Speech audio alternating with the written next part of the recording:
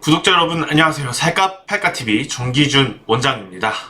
안타깝게도 오늘 국내외 증시가 많이 하락을 했고 특히 코스닥 지수 같은 경우에 3% 넘는 아시아 증시에서도 거의 가장 큰 낙폭을 기록을 했습니다. 그래서 오늘 살까 팔까TV 이슈 종목 분석이 아니고 시장 앞으로 전망 어떻게 될지 이대로 그대로 무너지는 건지 아니면은 내일이라도 바로 반등이 나올지에 대해서 한번 얘기를 나눠보겠습니다. 좀 더 세밀한 분석이 됐으면 좋겠습니다. 자, 옆에 먼저 조영우 저희 트레이딩 센터장 나와 계십니다. 안녕하세요. 안녕하십니까. 자, 우리 연구팀장 나선민 연구팀장이 나와 계십니다. 안녕하십니까. 네, 안녕하세요. 자, 먼저 오늘 왜 이렇게 직접적으로 하락한 이유들에 대해서 살펴봐야 될 텐데요. 먼저 한 분씩 겹치지 않도록 좀 얘기해 주시는 게 좋을 것 같은데, 연구팀장님, 오늘 지수 이렇게 많이 하락한 이유, 결정적으로 어떤 이유가 있을까요? 네, 일단 장중에 나온 뉴스지만 홍콩에서 이제 거래세를 인상한다는 내용이 나왔습니다. 그래서 0.03% 정도 인상한다는 발표가 나오면서 전반적으로 홍콩 그리고 중화권 증시가 하락을 하면서 우리나라도 동조화 현상으로 좀 하락폭이 컸다 이렇게 보고 있습니다. 동조화 현상이라고 했는데 실질적으로 국내 주식시장이 더 하락을 했거든요. 유독 국내 주식시장이 더 많이 하락한 또 이유가 있을까요? 유독 더 많이 하락했다. 네, 일단은 지금 뭐 중국에서 유동성을 거둬들일 수 있다라는 우려감들이 좀 있고요. 네. 그 다음에 또 뭐 일부 언론들에서 보도가 나왔지만은 미국이 중국을 제외하고 한국이랑 일본과 반도체라든지 2차 전지 관련해서 동맹을 강화하겠다라는 내용들이 나와서 미중 무역 분쟁 이슈가 또 불거졌습니다. 그러다 보니까 우리나라가 좀 더 하락하는 그런 모습을 보였습니다. 네, 근데 만약에 이런 부분들이 우려라면 일본 주식시장도 많이 떨어져야지 되는데 실제로 일본 증시보다도 더 하락했잖아요, 한국 주식시장이요. 네, 일단 최근에 특히 이제 코스닥이 오늘 3% 이상 하락을 했는데, 뭐 많은 분들이 아시겠지만 코스닥은 개인 매매가 좀 많은 그런 시장이죠. 그래서 그렇죠. 최근에 개인들이 신용 관련해서 신용으로 매수한 그런 물량들이 많기 때문에 오늘 담보 부족 물량들 그리고 1차 담보 부족 우려 리스크 관리 차원에서 패닉 세일링이 나왔다 이렇게 보고 있습니다. 그러니까는 지금 신용 우려가 약간 불거지다 보니까 갑자기 이렇게 급격하게 하락하니까 그게 오히려 또 다른 매도를 불러와서 그랬을 수 있다. 네네. 근데 오늘도 보면 개인 투자자는 순매수란 말이에요. 코스닥 시장이 그거에 대한 영향이 컸나요? 일단은 지금 증권사별로 보면은 신용 잔고들이 이제 꽉 차다 보니까 추가 신용을 못 줄 정도로 최근에 개인들 신용들이 좀 많았고요. 그러다 보니까 담보 부족 우려, 특히 이제 기존에 갖고 있던 물량들이 조금만 하락을 하더라도 급격히 담보 부족이 우려가 발생을 할 수가 있기 때문에 추가적으로 계속해서 매도를 부르는 그런 양상을 보였다 이렇게 보고 있습니다. 네, 잘 알겠습니다. 그럼 우리 이어서 조영욱 센터장께서도 또 하락 이유 얘기를 해주시죠. 일단 뭐 외부 요인들 같은 경우는 이제 앞서서 좀 말씀을 해주셨고, 일단 뭐 내부 요인을 좀 국내에서 좀 찾아보자면 사실 어젠가 나왔죠. 좀 기본소득세 관련한 부분들 신설이 좀 얘기가 좀 나왔고, 몇건 의원들이 좀 토론회에서 좀 의견이 나온 부분이다 보니까 생각보다 조금 증세안이 좀 큰 것 같아요. 그래서 그런 부분들이 좀 향후 우려가 좀 될 수 있을 여지가 좀 있다 보니까 그런 부분이 좀 어제부터 계속 증시에 반영이 되어 온 것이 아닌가 싶습니다. 증세안 관련돼서 좀 불안한 내부적인 요인도 있었다. 자, 그렇다고 하기에는 앞서서 뭐 같은 질문이지만 국내 주식시장이 특히 코스닥이 유독 더 많이 하락을 했단 말이에요. 특히 제가 볼 때 특징적인 사항 한 가지, 삼성전자는 하락하지 않았다. 보통 이제 이렇게 하락하게 되면은 최근 들어서 지수 낙폭이 컸던 날도 보면은 삼성전자 영향이 컸었거든요. 삼성전자가 많이 하락하는 날 또 지수도 많이 하락하고. 그렇죠. 근데 오늘 삼성전자 보합이에요. 시가총액 25%, 4분의 1, 코스피의 4분의 1은 삼성전자입니다. 그런 삼성전자가 보합임에도 불구하고 이렇게 하락했다는 거는 체감되는 하락의 정도는 더 크거든요. 네. 그 부분에 대해서 또 짚고 넘어갈 필요가 있을 것 같아요. 삼성전자는 보합임에도 불구하고 이렇게 지수 낙폭이 벌어졌는데 그거에 대해서 이유를 어떻게 생각하세요? 저는 개인적으로 최근에 좀 셀트리온 사병제들, 그러니까 코스닥을 좀 주도하고 있는 셀트리온 헬스케어나 네. 셀트리온 제약 역시 코스닥 비중이 상당합니다. 근데 그런 종목들이 특히 바이오 종목군들이 계속해서 좀 시세가 좀 좋지 않았습니다. 그리고 추세가 네. 완만하게 좀 꺾이고 있었던 상황에서 오늘 같은 경우는 이제 추가적으로 좀 하락이 좀 나오면서 이제 투매성 물량들도 좀 같이 좀 출회가 된 걸로 보여지고요. 그래서 그런 바이오 종목들이 하락을 좀 주도하지 않았나 좀 개인적으로 좀 생각합니다. 바이오주들이 그동안 또 많이 올라 있었고 신용도 바이오주들에서 많지 않았을까요? 예, 일단은 개인들이 선호하는 게 이제 바이오 섹터다 보니까 신용 물량이 꽤 많은 걸로 알고 있습니다. 그런 것 같네요. 그러니까는 실질적으로 신용 물량도 존재를 한 상태에서 단순하게 우리가 순매수, 순매도로만 볼 게 아니고 개인 매수, 저가 매수도 있겠지만은 실질적으로 가격을 좀 낙폭을 키워주는 매도 자체도 역시 신용 물량에 따른 개인의 매도 영향이 크지 않았을까? 네. 외국인이나 기관이 뭐 코스피에서 순매도긴 하지만 이거는 어차피 룰대로 시장의 흐름대로 나오는 매도 물량이었던 것 같고 실제로 지표상 매수 우위는 개인이긴 하지만은 시장에서의 매도 세력에서 가격을 떨어뜨리는 건 급하게 팔아야 돼요. 네, 급하게 팔아야 되기 때문에. 사실 기관이나 외국인이 급하게 팔지는 않았을 이유는 거고요. 없죠. 네. 알겠습니다. 자, 이제 지수로 넘어와서 좀 살펴봐야 될 텐데, 사실 코스피는 박스권 틀 내에 있다고 보여지는데, 코스닥 같은 경우에는 지금 많이 무너졌거든요. 너무 많이 무너져 있어요, 코스닥은. 자, 코스닥 지수 한번 예, 보겠습니다. 일단 뭐 코스닥 지수를 좀 보시면은 지난 그 10월 말하고 좀 비슷한 양상을 좀 보이고 있습니다. 그래서 지난번에도 그 9월 달까지 이제 급격히 상승을 한 다음에 이제 10월 달부터 이제 변동성이 커지면서 삼봉을 좀 만드는 그런 모습을 보였는데 최근에도 일단은 그러니까 사실은 제 개인적으로 생각으로는 그렇게 큰 이슈들은 아니지만 그런 이제 장기적인 어떤 악재에 좀 민감하게 반응하는 것이 작년 10월 달과 좀 비슷한 그런 모습을 보이고 있습니다. 그래서 지금 일단은 신용 물량들이 어느 정도 청산이 된다라고 하면은 저가 반발 매수는 좀 충분히 들어올 가능성이 있고요. 일단은 중요한 거는 저 901선을 지키느냐 아니면 추가적으로 하회하느냐 문제인데 단기적으로 단발적인 뭐 기술적으로 단발적인 단기 매물들이 나오더라도 잠깐 하회하고 꼬리 달고 다시 올라올 가능성은 좀 높아 보입니다. 900선을 지키느냐 못 지키느냐가 중요하다고 말씀을 주셨어요. 중요한 거는 지킬까요 못 지킬까요를 우리가 어느 정도 예측을 하는 게 우리 구독자 여러분들께는 더 도움이 될 텐데 실제로 예측이라는 부분이 그래요. 예측을 뭔가 정확하게 정답을 맞히려는 건 아니거든요.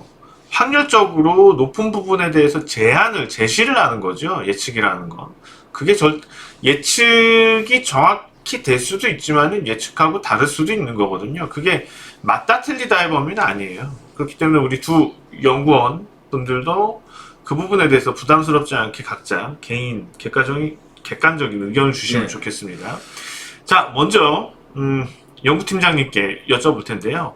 그렇다면 코스닥 900선 지켜질 것인가 안 지켜질 것인가 무너질 것인가 어떻게 생각하십니까? 저는 지켜질 것으로 보고 있습니다. 뭐 장중에는 좀 하회를 할 수도 있겠지만 일시적 하회 가능성은 존재하지만은 901선은 지킬 것으로 보이고요. 일단은 저렇게 이제 음봉이 3일 정도 나오면은 어느 정도 신용 물량이 좀 털렸다라고 보면 될 것 같아요. 물론 이제 내일 반대매매 물량이 나오면서 개파락으로 좀 시작할 가능성은 네. 있습니다. 다만 그 개파락으로 인해서 어느 정도 물량이 해소되면은 오후 후반대에 돼서는 다시 반등할 가능성이 높고, 만약에 이제 내일 양봉이 나온다 그러면은 추세적으로 다시 좀 상승할 가능성도 높아 보입니다. 네, 알겠습니다. 우리 센터장님께서는 어떻게 생각하세요? 지켜질까요? 아니면 저는 무너질까요? 뭐 한 차례는 이탈할 것 같습니다. 한 차례 여기까지 이탈한다. 이탈할 것 같은데 뭐 이탈하는 게 오히려 조금은 더 지금 흐름에선 좋지 않을까 생각을 합니다. 이탈한다면 이탈하는 게 문제는 아니거든요. 이탈한다면 네. 이탈하는 게 문제가 아니고 어디까지 하락할까에 대한 다른 질문이 나올 수밖에 없어요. 이탈해서 일시적으로 뭐 이탈했다가 바로 올라올 수도 있는 거고, 앞서서 박사님 의견대로요. 그렇지만은 이탈했다가 그 이탈이 긴 조정으로 이어지게 된다면 실질적으로 변동성은 커질 수밖에 맞습니다. 없거든요. 그러면은 800선까지도 봐야지 되는지, 아니면 거기까지 생각하는 건 오바일지. 저는 800선까지는 생각을 안 하고 음. 있고, 일단은 여기서 과매도권, 뭐 지금 현재도 과매도권이지만 좀 투매성 물량들이 좀 출회돼서 나온다고 하더라도 저는 870선은 좀 지킬 거라고 좀 보여지거든요. 870선은 지켜질 가능성이 높다. 네, 그 라인은 좀 지켜질 것 같기 때문에 거기까지 만약에 870선까지 이탈하게 되면 조금은 포지션 자체를 좀 많이 축소를 시켜야 되는 시기가 아닌가 싶고요. 물론 이제 투자를 하면서 우리가 대응을 하는 게 많이 중요하겠지만, 실질적으로 우리 투자자 여러분들께서는 대응이 그렇게 상황들에 대해서 대응이 잘 되는 투자자들이 많지는 않거든요. 870선이 지켜질 가능성이 어느 정도 높은지, 확률적으로 870선이 무너질 가능성은 또 어느 정도의 가능성을 가지고 있는지, 그런 생각을 제시해 주는 게 또 기다리는 분들도 기다릴 수 있고, 불안하다면 좀 비중을 지금이라도 줄일 수가 있거든요. 그 부분에 대해서 어떻게 생각하세요? 일단은 아까도 말씀드렸듯이 사실 코스닥의 움직임을 좌지우지하는 종목들이 몇 개가 있죠. 지금 대표적으로 셀트리온 헬스케어, 셀트리온 제약, 그리고 시젠 정도가 코스닥을 좀 대표할 수 있는 종목으로 좀 생각을 하고 있는데, 이 세 종목 모두 지금 상당히 좀 과매도권에 좀 진입을 해 있습니다. 더 이상 빠지기 어려울 정도로, 기술적으로 더 이상 빠지기 어려울 정도로 좀 과매도권에 진입해 있는 상황이다 보니까 이제는 뭐 내일이라든지 금요일 주중 안에는 한 차례 정도는 좀 반발 매수가 좀 들어올 수 있는 그런 위치라고 좀 보여지거든요. 그렇기 때문에 여기서 한 차례 뭐 구간을 좀 이탈시킨다 하더라도 생각보다 좀 빠른 반등이 좀 유입될 거라고 좀 저는 생각을 하고 있습니다. 네, 그러면은 제가 질문 드린 건, 확률적으로 870선이 무너질 가능성은 몇 퍼센트? 극히 적다. 네, 그렇게 적다고 보여집니다. 그게 극히라는 게 몇 프로나 될까요? 뭐 일단 수치가 안 퍼센티지로 환산하자면 뭐 한 10%에서 20% 정도 내외 아주 낮은 확률이라고 좀 생각합니다. 10%에서 20% 정도는 870선이 무너질 수도 있고, 870선이 무너진다면은 좀 걷잡을 수 없이 하락할 가능성도 존재한다는 얘기죠. 네, 그렇죠. 그렇지만은 지금 보셨듯이 말씀 주신 셀트리온 헬스케어라든지 이미 지금 조정을 한참 거치고 있었고, 애매한 조정들이 최근 이틀 사이에서 좀 급격하게 나타났고, 이런 부분들을 생각을 해본다면은 시가총액이 큰 코스닥 종목들은 이미 빠질 만큼 빠졌기 때문에 오히려 차라리 지금은 반등 쪽 생각이 더 많이 날 수 있는 분위기라. 시젠을 차트를 열었는데 앞서 보신 거는 셀트리온 헬스케어였고요.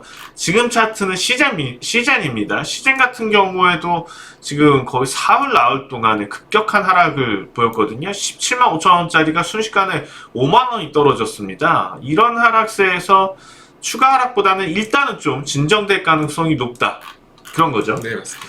그렇게 된다면은 지금 추가 하락에 대한 지나친 우려를 할 필요는 없겠네요. 네, 뭐 그렇게까지 우려를 할 필요는 없는 시기라고 지금은. 예.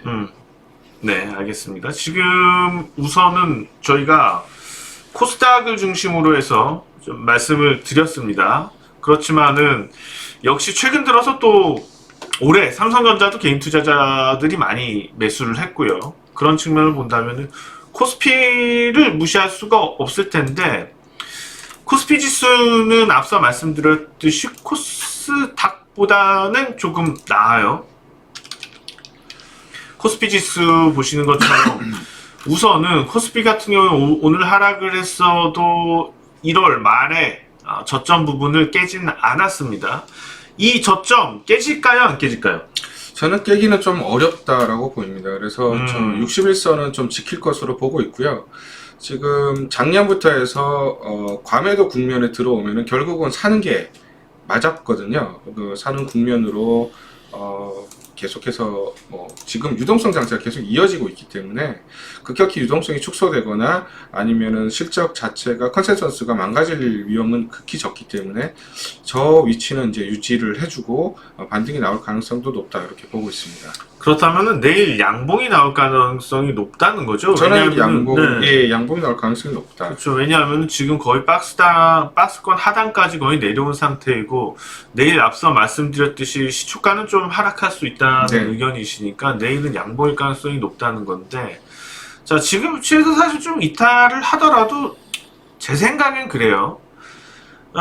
유동성이 받쳐주고 있는데 단기적으로 어떤 연발적인 악재들이 나온다 한들, 그래서 지수가 뭐 추세를 단기적으로 이탈했다고 하지만 기술적으로 그게 의미를 가질까라는 거죠. 왜냐하면 특정 위치가 되면은 어느 시점이 되던 그거는 특정되지가 않을 거고, 반등은 분명히 또 강하게 나올 테니까. 그래서 저는 실제로 뭐 무너지더라도 크게 우려할 필요는 없다고는 생각을 하는데, 일단 우리 영구팀장님 의견은 내일이라도 당장 이 박스권의 반등은 나올 수 있다는 의견이시고요. 네, 나올 수 있다. 자, 그러면 조영구 센터장께서는 코스피에 대해서 좀 어떻게 생각을 하시나요? 코스피 역시 같은 의견으로 박스권이 지켜질까요? 아니면 한 번 정도 코스닥처럼 추세 이탈이 있을까요? 저는 코스닥처럼 뭐 비슷한 의견입니다. 일단은 코스닥처럼 추세 이탈은 없을 것 같고, 네. 오늘 뭐 보셨겠지만 삼성전자나 SK하이닉스 같은 경우는 상대적으로 좀 강한 흐름을 좀 보여줬습니다. 그렇기 때문에 그런 흐름을 좀 토대로 봤을 때는 사실 좀 어느 정도 박스권을 좀 지켜내면서 내일은 장 초반에는 조금 일시적인 하락이 있을지 몰라도 다시 좀 어느 정도 꼬리를 달고 올라오는 모습을 좀 보여주지 않을까 생각을 하고 있습니다. 삼성전자가 지금 잘 버텼어요. 삼성전자가 오늘 이렇게 버틴 특별한 이유는 있나요? 일단 뭐 두 가지 측면인데요. 이제 첫 번째는 오늘 전체적으로 시장이 빠질 때 보면은 PER이 높은, 그러니까 성장성이 높은 고밸류 종목들이 좀 많이 빠졌습니다. 물론 이제 삼성전자도 성장주로 볼 수는 있지만 PR 자체로 봤을 땐 그렇게 높은 편이 아니고, 그리고 지금 반도체 업황 자체가 사이클상 이제 호황기로 접어들고 있기 때문에 오히려 시장이 빠질 때 외인이나 기관 쪽이 수급이 오히려 삼성전자 쪽으로 좀 집중이 되는 그런 모습을 보였습니다. 오히려 수급이 삼성전자 쪽으로 집중이 됐다는 건데, 삼성전자 오늘 투자 주체별로 본다면 어디서 많이 매수를 했나요? 일단은 뭐 외국인하고 기관 쪽 이제 양매수가 좀 들어왔고요. 아무래도 이제 시장이 불안하다 보니까 포트를 비우더라도 삼성전자 쪽으로 조금 축소하는 그런 모습을 보이고 있습니다. 그러니까 포트 조정을 최근 들어서 일단 미국의 금리가 불안을 하다 보니까, 채권 금리가 불안하다 보니까 그로 인해서 위험 자산에 대해서 좀 흔들기가 있는 거죠, 지금. 일단. 사실 뭐 금리가 오르면 제일 위험한 건 성장주죠. PER이 높다 보면은 그렇죠. 주식 시장 자체에 대해서도 자금 유출이죠. 네. 그 중에서도 유독 PR이 높게 형성되는 종목들에서의 유출. 기술주들이라고는 얘기하지만은 지금 어떻게 보면은 뉴스 계속 나오는 거는 뭐 해외 관련돼서 주식시장 뉴스 보면은 기술주들에서의 불안함 이런 얘기들이 나오지만 그건 이제 과거형이고, 지금은 기술주들이 되게 안정적이잖아요. 많은 네. 기술주들이. 네. 말씀하신 것처럼 그 단어를 바로 잡는다면 기술주라기보다는 성장형 기술주나 아니면 성장주라고 보는 게 맞을 것 같아요. 그쵸? 근데 뭐 기술주 중에서도 많죠. 테크주 중에서도 이제 부류가 많지만 이제 성장주라고 보시면 될 것 같고, 삼성전자 제 개인적으로는 성장주보다는 오히려 이제 가치주 쪽으로 좀 봐야 되지 않나요? 가치주죠. 예, 그렇게 네. 보시면 될 것 같습니다. 자, 지금 각권인데요. 최근 들어서 각권이 국내 시장보다는 월등히 강했던 것 같아서 좀 부럽기도 하고요. 오늘도 보면은 국내 주식 시장보다 각권, 그러니까 대만 증시거든요. 대만 증시는 덜 하락을 했어요. TSMC의 시가총액 비중이 높잖아요. 여기도 국내 주식 시장은 삼성전자 비중이 높듯이 이게 그렇다면은 실제 뭐 반도체를 만들고 하는 기술주들을 가지고 있는 종목이 조금 더 잘 버틴 것 같거든요. 뭐 금융주를 가지고 있는 비중이 큰 시장이라든지. 자, 이런 것들을 따지고 봤을 때 국내 주식 시장도 어떻게 보면은 유리한 측면은 분명히 있었어요. 왜냐하면 삼성전자 시가총액 비중이 높으니까. 그럼에도 불구하고 지금 업종을 우리가 대형주 이런 순으로 나눠서 보게 된다면 지금 차이가 많이 나거든요. 업종에서 대형 코스피 시가총액 대형주 하고 중형주, 소형주 흐름들이 크게 달라요. 지금 소형주 차트, 지금 소형주거든요. 소형주 같은 경우에 오늘 3.37%, 대형주 같은 경우에 2.25%, 중형주도 3.3%, 지금 이렇게 흐름이 차이가 나잖아요. 자, 체감되는 게 다르다는 거예요. 뭐 해외 주식 시장하고 국내 주식 시장하고 당연히 비교가 되는 부분이 있을 거고 서로 개성이 다른 부분들이 있겠지만 국내 내부적으로도 이렇게 다른데, 그렇다면 제가 볼 때는 좀 끊어볼 필요도 있지 않을까. 앞서서는 지수 전체적으로 봐서 박스권은 지켜질 거라고 예상을 했잖아요. 모두. 그렇다면 지금 시가총액 소형주 흐름에서는 어떨지 이것도 한번 예상을 해봐야 되거든요. 어떻게 생각하세요? 일단은 뭐 소형주 자체가 뭐 대형주보다 변동성이 좀 크기 때문에 낙폭이 크다라고 하면 오히려 또 빠르게 올라가는 거는 소형주나 중소형주가 좀 더 빨리 올라갈 가능성이 높다 이렇게 생각을 합니다. 일단은 뭐 삼성전자나 하이닉스가 전체적으로 증시 하락을 좀 막아주긴 하겠지만 중소형주 쪽에서 오히려 뭐 저가 반발 매수들이 좀 세게 들어온다라고 하면은 기술적으로 충분히 좀 더 빠르게 움직일 가능성은 저는 높아 보입니다. 혹시라도 제가 질문을 드린 건 흐름이 확실히 달라요. 네. 대형주하고 왼쪽 어깨고 이번에 반등했을 때 또 낮은 오른쪽 어깨를 만들게 되면은 지금까지 시장이 소형주가 이렇게 강하게 크게 소형주 지수가 올라왔는데 이거의 대세 추세 붕괴거든요. 이제 자, 작년 저점부터 해서 지수가 작년 저점 1000포인트에서 2.2배 이렇게 올라온 상태입니다. 그런데 보시는 것처럼 지금 추세가 이렇게 가파르게 올라왔던 상태인데 이제 이 랠리를 끝마칠 가능성이 임박했는지, 최근에 변동성이 이렇게 고점에서 확대가 됐으니까. 그렇다면 지금은 일단은 소형주에 대해서는 위험 관리를 해야 되거든요. 오늘 주제도 그거예요. 국내 증시는 붕괴되느냐에 대한 질문인데, 당장 내일 붕괴되느냐 그게 아니고 고점에서 이런 변동성이 나와버리면은 이후에 반등하고 그 다음에 오른쪽 어깨가 뭐 높을 수도 있고 낮을 수도 있지만은 그 이후에 대세 추세 하락으로 전환되는 경우들이 있거든요.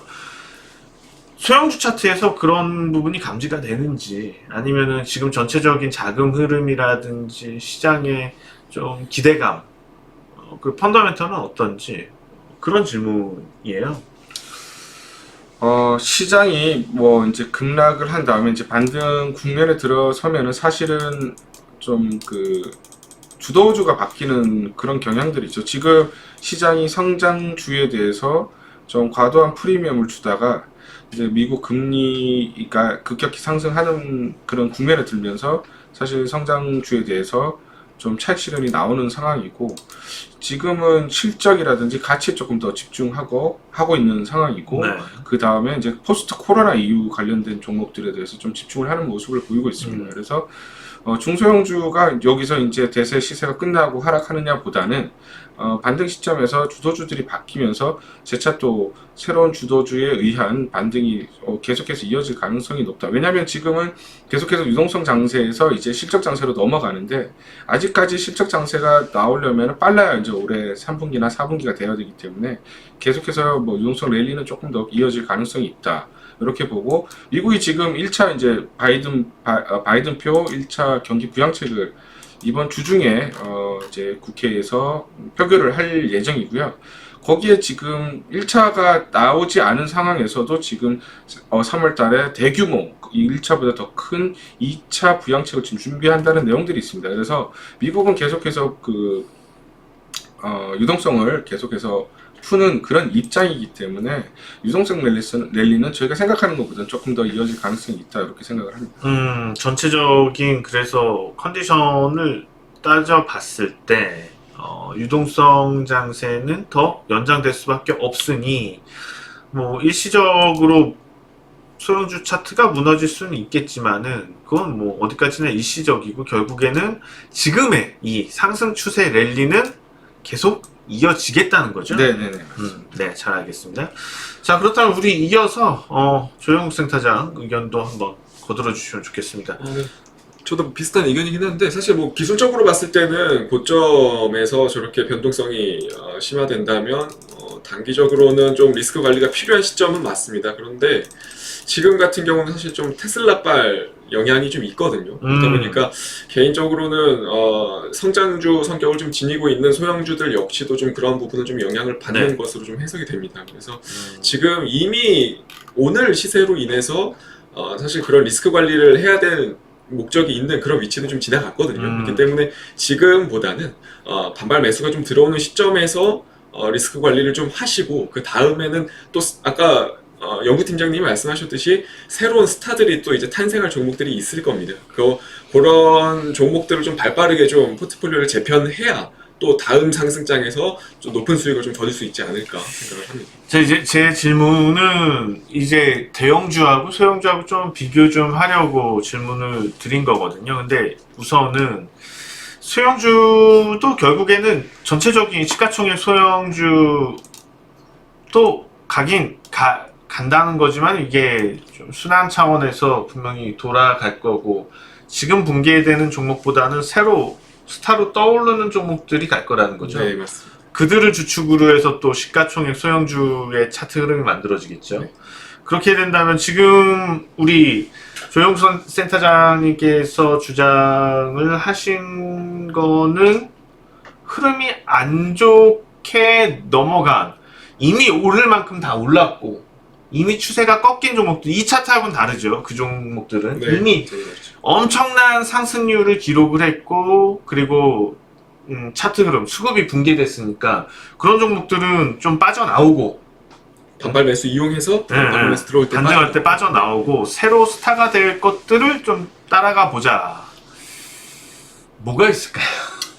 뭐 대표적으로는 아직은, 컨택트 관련주가 좀 유력해 보입니다. 오늘 좀 지금. 흐름이 있었죠. 네, 오늘 계속 이번 주 들어서 그렇고, 지금 뭐 백신 보급 속도들도 상당히 좀 힘이 붙고 있는 그런 상황이다 보니까 3월 내에는 또 미국 화이자 모더나 백신 역시 엄청난 속도를 좀 보일 것으로 좀 예상을 하고 있어서 관련주들은 좀 지속적으로 좀 관심 있게 봐야 되지 않을까 좀 싶습니다. 지금 참 좋은 여행 차트거든요. 이미 지난번에 한번 관련해서 이슈가 될 때 올랐었는데 그 고점까지 다시 올라왔네요. 오늘 시장 영향만 아니었으면 더 좋았을 거고, 하나투어가 그러면 대장인가요? 네, 하나투어도 뭐 최근에 오늘 뭐 더 좋은 모습을 보였고, 모두투어, 뭐 참 좋은 여행, 뭐 비슷한 그런 흐름들을 보였습니다. 자, 어떤 종목이 유리할까요?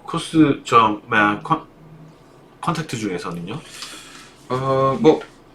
여행 관련주들 그리고 항공 관련주들을 좀 유심 있게 보실 필요가 있습니다. 일단은 지금 최근에 뭐 티몬에서 3월달, 4월달 그 국내 항공권 예매를 예매를 뭐 700%, 뭐 1000% 이상 증가할 정도로 지금 잠재된 여행 수요가 어마어마하기 때문에 관련해서 저는 뭐 항공주라든지 아니면 여행 관련주들을 지금부터 삼아봐도 괜찮을 것 같습니다. 여행 관련주 종목을 하나 예, 저는 지금 뭐 진에어 정도 보고 있고요. 지네요. 예. 그 다음에 이제 뭐 여행 관련주는 일단은 뭐 대장주였던 하나투어 정도 이렇게 지네요, 하나투어. 우선은 뭐 기술적으로만 놓고 본다면은 내려오는 장기 추세의 저항에 좀 걸리는 모습이긴 해요. 오늘 지네어 같은 경우에는 좀 하락했고요. 3% 하락을 했고요. 지금이라도 들어갈 만한 거야? 아니면 좀 조정을 노려서 밑에 꺼내서 잡을 수 있으면 잡을까요? 네, 뭐 조정보다는 지금부터 분할 매수해도 분할 매수해도 크게 무리는 없을 것으로 보이고 있습니다. 많이 저평가돼 있나요, 지네어가? 일단은 지금 뭐 LCC 관련해서 뭐 합병 얘기들도 좀 나오고 있고요. 선제적으로 구조조정을 좀 했기 때문에 레버리지 효과도 좀 있을 것으로 보고 있습니다. 네, 구조조정도 있었고 그 다음에 또 투어는 하나투어 말씀해 주신 것 같은데 네, 하나투어 같은 경우는 최근에 인력 조정을 좀 거의 완료를 했습니다. 그래서 선제적으로 좀 구조조정을 했고요.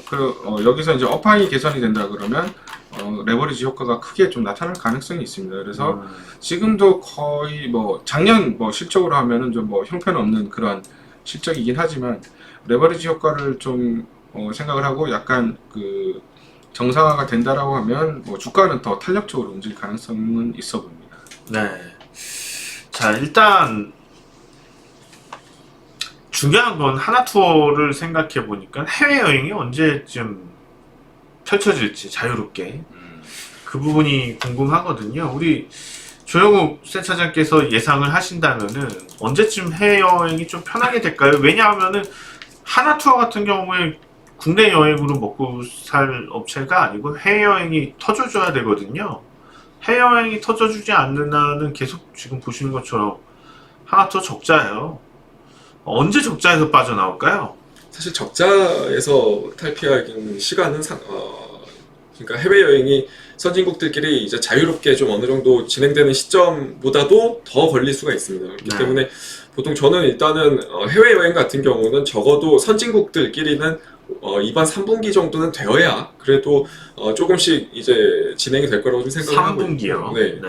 그게 적자가 탈피되는 순간은 적어도 한 2분기 정도는 더 반영이 되어야 그러니까 내년 2분기 정도는 되어야 좀 어느 정도 흑자 전환 기미가 좀 보이지 않을까 생각합니다. 내년 실적 전망치도 흑자 전환이긴 한데 규모가 크지는 않습니다.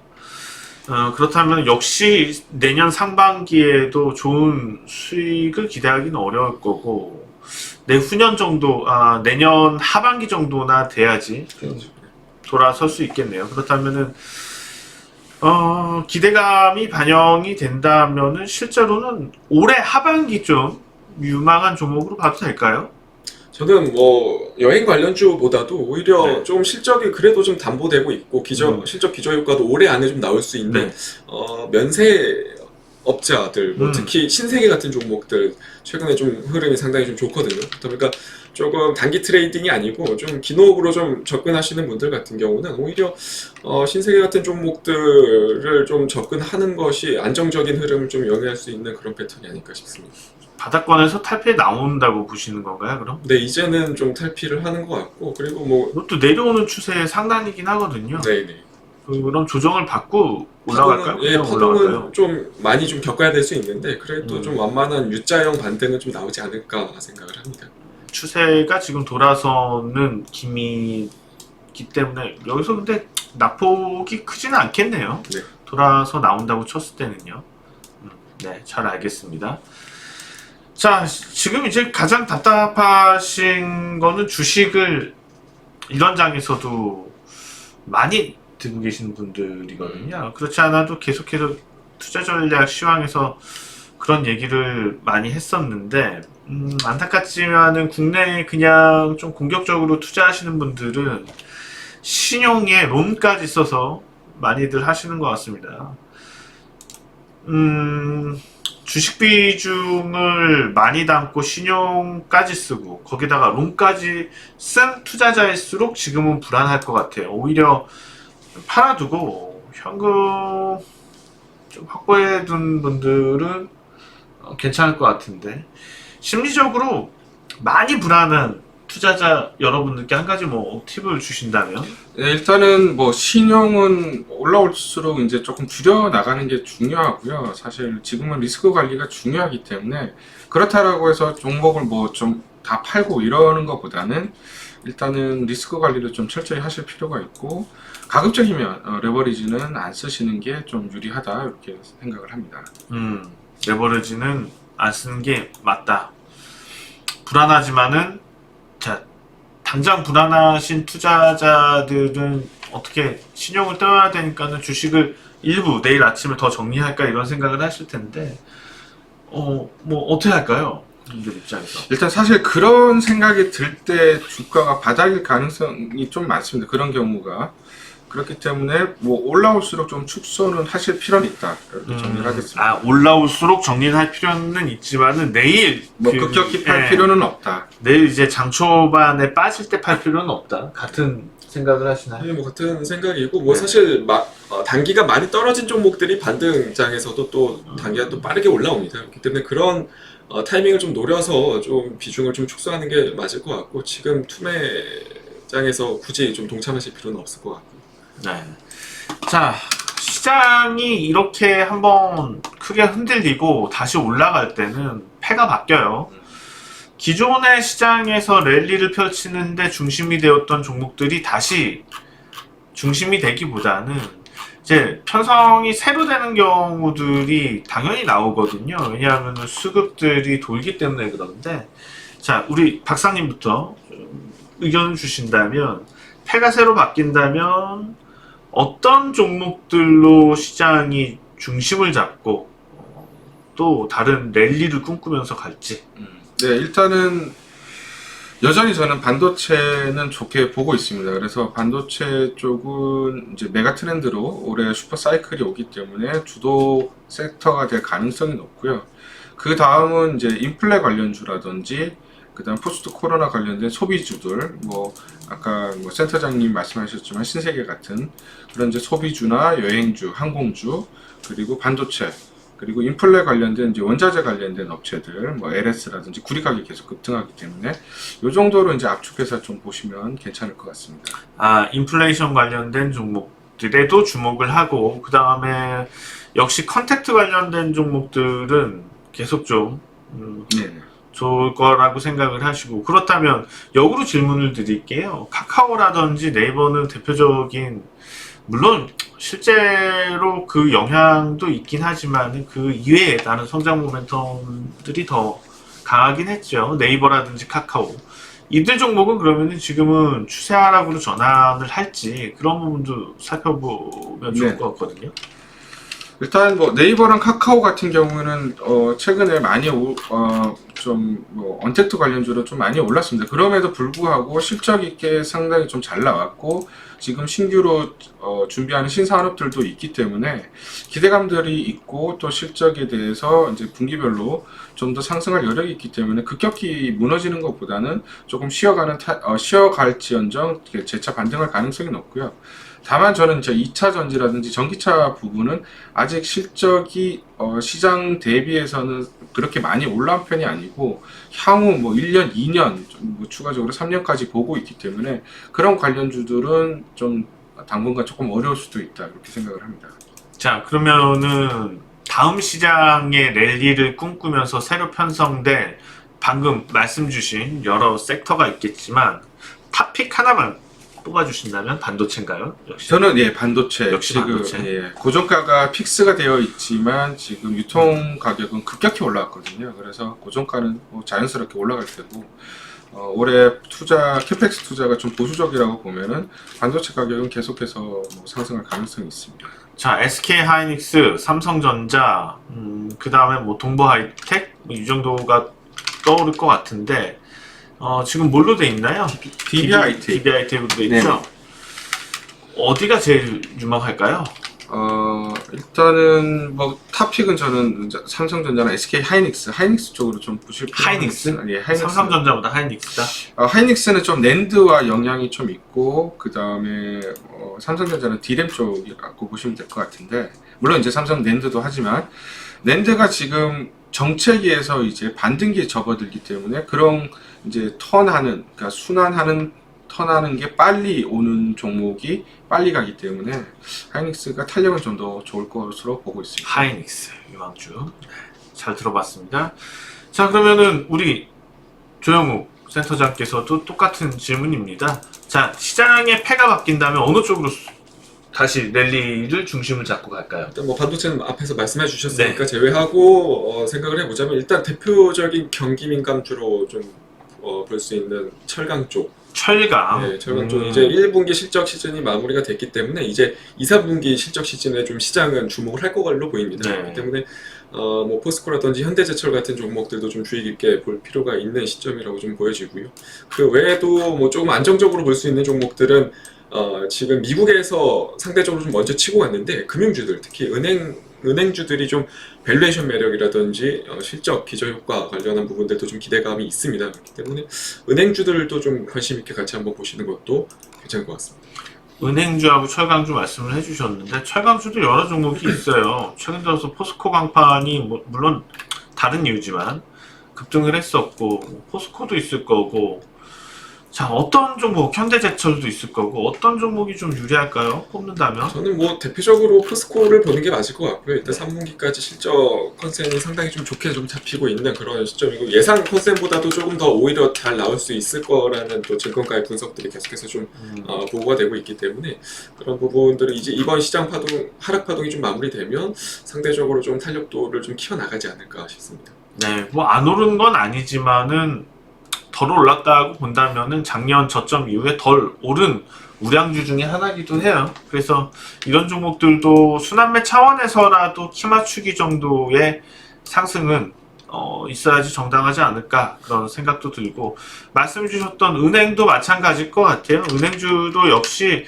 덜 올랐죠. 다른 종목들에 비해서 많이 덜 올라 있기 때문에 이런 것도 가능성은 있다고 판단이 되고 있습니다. 자, 오늘 이렇게 좀 빨리 편성을 해서 준비할 시간이 그렇게 많지는 않았는데 그래도 많이 준비를 해 와 주셔서 감사합니다. 두 분 고맙습니다. 자, 시장이 이렇게 떨어지면은 주식 비중이 높으신 투자자분들은 항상 불안하기 마련입니다. 항상 제가 투자 전략에서 강조 드리는 것 중에 하나는, 주식 투자는 누가 수익을 쫓아서 수익을 더 많이 내려고 악착같이 하려는 게임이 아니고 손실을 누가 더 잘 방어하느냐의 게임이다. 손실이 잘 방어가 되면은 결과적으로 수익 나는 부분에서는 터져서 나오기 마련이거든요. 근데 그게 아니고 수익만 쫓다 보면은 지금처럼 리스크가 단기적으로 커졌을 때 손실 방어가 안 돼서 그동안에 벌었던 모든 수익뿐만 아니고 추가 손실까지 발생이 됩니다. 자, 수익만 쫓으려고 그렇게 노력하고 끌려다니시지 마시고 손실이 나지 않도록 어떤 노력을 해야 되는지 그런 부분들에 대해서 또 잘 공부하고 대응하는 법들을 만들어가는 게 대박 개미로 탄생할 수 있는 계기지 않을까 생각이 됩니다. 시장은 하락했지만은 우리 두 연구원분들께서 분석해 주신 내용대로라면은 희망적인 게 오히려 더 큽니다. 여기서 의기소침해 있지 마시고요. 화이팅하고 내일 모레죠? 금요일 날 다시 뵙도록 하겠습니다. 고맙습니다.